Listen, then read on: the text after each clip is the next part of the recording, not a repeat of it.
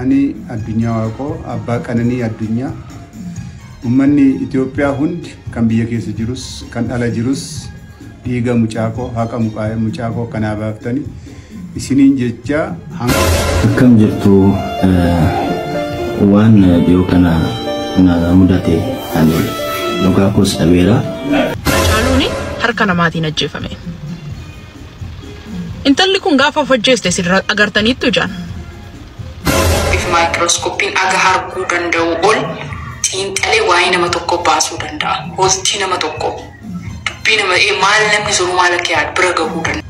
Ani addunyaa waaqoo abbaa qananii addunyaa ummanni Itoophiyaa hundi kan biyya keessa jirus kan ala jirus dhiiga mucaakoo haqa mucaakoo kanaa baaftanii isiniin jecha hangammaa tumsa naa gootaniif galata guddaa isinii galchaa. Warri sagantaa adda addaa social media adda addaatiin maatii du'a lammaffaan irra labsaa jirtan immoo akka nurra dhaabbatan isin gaafachaa maatii keenya akka jajjabeessuuf haqni mucaa kiyyaa akka nama baasu hanga bahutti akka na cinaa dhaabbatan hunda keessan isin gaafadha.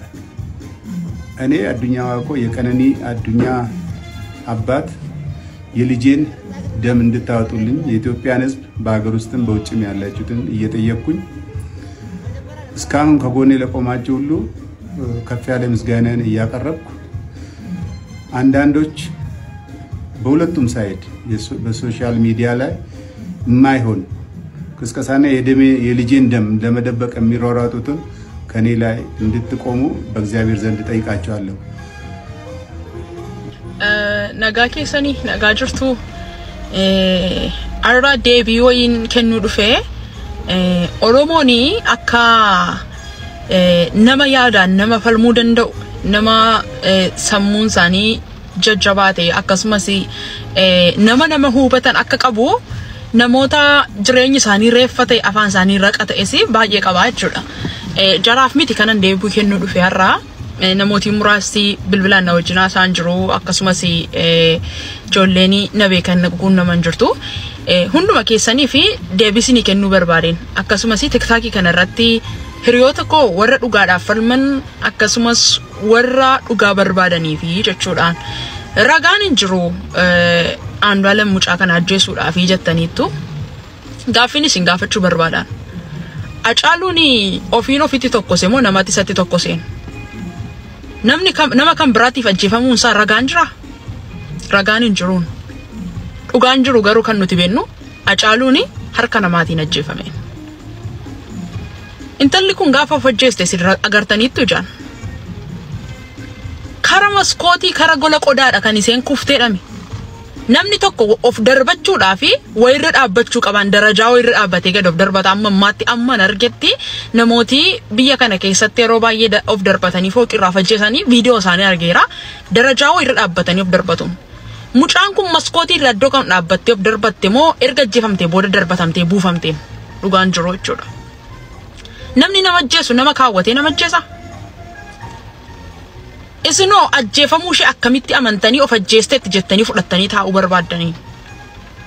Isini abbaa manaasee Andu'aalemiin amantanii miti of darbattee gatiin ni jedheef. Ani immoo abbaa ishee namanaaniin abbaan ishee immoo mucaan koo akkas ofirratti hin gootu jedhe. Abbaan ishee erga dhalchee kaasee umurii mucaa kanaa guutuu guddifateen dhala isaa beeka sirriittiin. Kanaafiyyuu mucaan koo akkas of hin gootu jedhe.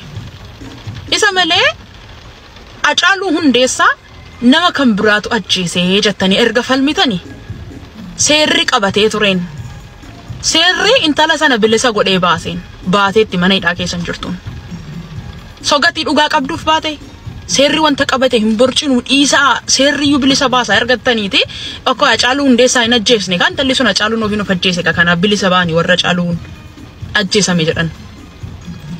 Intalattiin nuu fayyadamtuu attanii iyyaa turtan. Anis isin dabalatee isinuma duuka iyyaan tureen. Sababiin isaa gaafa Hacaaluun du'e eenyu bukkeera intala sana bukkee jiraan. Dhugaan Hacaaluu eenyu bukkee jira intala sana bukkee jiraan. Akkasumas dhugaan mucaa kanaa qananii eenyu bukkee jira jettanii Andu'aalem bukkee jiraan. Mucaan kun namni utuma ofiin of ajjeesatee namni rakkatu malee ofiin ajjeesu. Sababni of ajjeesuu isheetii maali?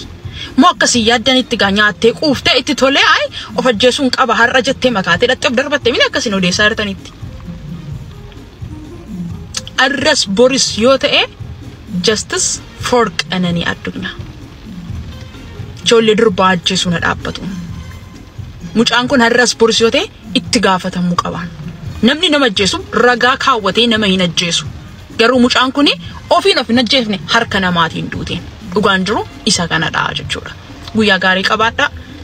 Amma dandeessanitti itti tanama liqimsaa. Teleskoopii fi maayikirooskoopiin aga arguu danda'u ol xiinxalee waa'ee nama tokko baasuu danda'a. Hostii nama tokko dubbii nama maal namni sun maal akka yaadu bira gahuu danda'an.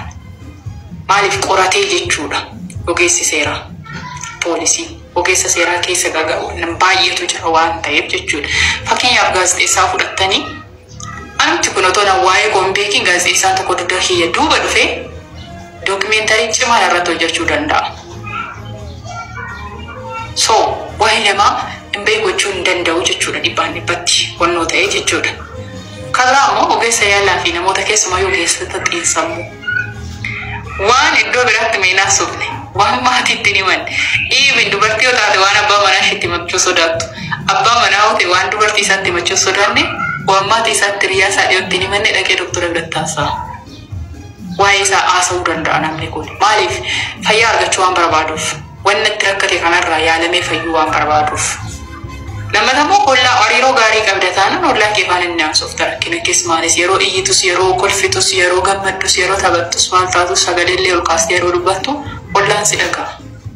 Hollaaf dugdaaf lafaa kaanee Oromoon yoo dhuguma akka nama barateetti yaanna ta'e hin xiinxalla wantoota kanaa jechuudha. Akkam jirtu waan dhiyoo kana na mudate ani dhugaa koos dhabeera. Lolli akkam akka turee fi waan jiru isinitti waan miidiyaa irratti deemu kun dhugaas miti. Aga miidiyaa guddaatti ga'ee waan isaan haasa'an dhugaa miti. Kanaaf dhugaa jiru isinitti dhugaan an dhabeellee hin jira. Wanna kana garuu beekuu qabdu waan ta'eef isinitti hima. Iddoon sun iddoo hojii kooti. Iddoo hojii koo Qananiisaa guyyaa sana hojii qaba. Ani hojiidhaaf hin deemee Caalaan bashannanuuf dhufe. Sa'aatiin darbee jennaan jarri ibsaa ibsitee jara wajjin olitti wal lolee jechuudha. Achi booddee jarri qabdeetuma ijoolleen Oromoos jirti gaardota keessa baastee jirti gara alaa meeshaa. Masarat dhaabaat biraan naa ga'a. Masarat dhaabaa dhaggeeffadhu. Deemiitii yoo barbaadde yoon himaa nyaatte. Ati sabboonummaa kamii kan Andu'aalam akka nafxanyaa fira godhattee Andu'aalam irratti nafxanyaa wajjiniin olola irratti oofuu jirtu. Qananii silaa taates Qananii akkanumatti olola irratti oofti. Wanti ati godhu jirtu guutuun jibbaa kan kee dhugaa mirkaneessaan mul'isaa jirta. Dhaggeeffadhu naa jala mureessitti hima. Foloorsii waan sa'in beekamtiin beekumsan taatu silaa beekumsa taate arra Andu'aalam obboleessa keeti. Arra Qananiin obboleeyti.